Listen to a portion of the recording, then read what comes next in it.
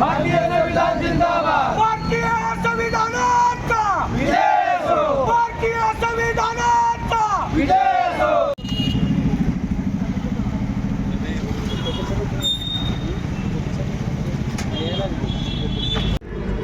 परमपूज्य भारतरत्न डॉक्टर बाबासाहेब आंबेडकर या पुतळ्यासमोर जे परभणीत घटना घडली त्या घटनेचा निषेध करून आम्ही या ठिकाणी रिपब्लिकन सेना आनंदराज आंबेडकर साहेबांनी जे महाराष्ट्र बंदची हाक दिली काल, त्यामुळं या पंढरपूर शहरामध्ये काल आम्ही इथल्या पंढरपूरच्या व्यापाऱ्यांना, या पंढरपूर शहरातील काही छोटे मोठे व्यापारी दुकानदार यांना काल आम्ही आवाहन केलं की डॉक्टर बाबासाहेब आंबेडकरांचे नातू आनंदराज आंबेडकर साहेब यांनी जे बंदची हाक दिली त्या तुम्ही आवाहन करून त्यांना आम्ही बंद करण्यात आवाहन केलेलं आहे। परंतु कालची जी घटना घडलेली आहे, जे वक्ते भीमसैनिक जो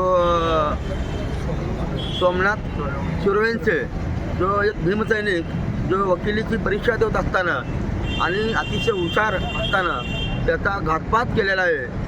ज्या पोलिसांनी, ज्या अधिकाऱ्यांनी जाणून-बुजून त्या कार्यकर्त्याला, त्या भीमसैनिकाला जे मारण्यात आलेलं आहे त्यानुसार त्यांच्यावर 302चे कलम लागावा आणि परभणीत घडलेल्या घटना अतिशय दुर्दैवी आहेत। कारण डॉक्टर बाबासाहेब आंबेडकरांनी जो मंत्र दिलेला आहे, जो रस्त्यावर उतरून आपण आंदोलन करण्याचा, इथल्या लोकशाहीला पोलीस दडपपणा आणण्याची काही गरज नसताना इथल्या पोलीस प्रशासनानं जो दडपपणा आणली आणि घराघरात घुसून ज्या कार्यकर्त्यांना मारहाण करण्यात आली, महिलांना मांडीवर पाय देऊन तुडवण्यात आलं, अशा प्रकारच्या घटना जर महाराष्ट्रात घडत असतील तर ह्यापेक्षा दुर्दैव आम्ही काय समजावं, आम्ही कुणाला न्याय मागावा, यासाठी पंढरपूर शहरामध्ये आम्ही या ठिकाणी बंद पुकारलेला आहे। आणि येणाऱ्या आनंदराज आंबेडकर साहेबांनी आम्हाला सांकेतिक हे बंद पुकारायला लावलेलं आहे। त्यामुळं आम्ही हे सगळं आंदोलन सांकेतिक पार पाडणार आहे।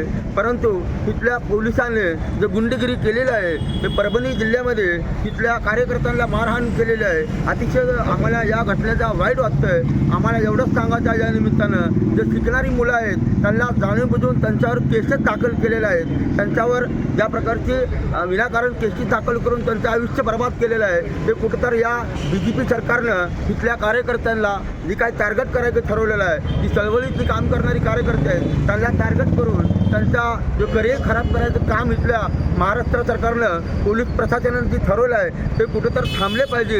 या निमित्तानं आम्ही पंढरपूर शहरामध्ये जो बंद पुकारलेला आहे तो बंदच आहे। आज पंढरपूरमध्ये बऱ्याच ठिकाणी कार्यकर्त्यांनी आम्हाला प्रतिसाद दिलेला आहे। त्यांनीसुद्धा बंदचं आव्हान दिल्यानंतर त्यांनीसुद्धा चांगल्याच प्रकारे दुकाने वगैरे सगळं बंद करून ठेवलेलं आहे। त्यामुळे मी इथल्या व्यापाऱ्यांचं सुद्धा मनापासून धन्यवाद मानतो। आणि उद्या जे काय आनंदराज आंबेडकर साहेब राजगृहाचा जो आदेश येईल त्या आदेशाप्रमाणे आम्ही पुढील वाटचालीची दिशेने जाऊ, एवढंच या ठिकाणी आपल्या माध्यमातून सांगत आहे। जय भीम।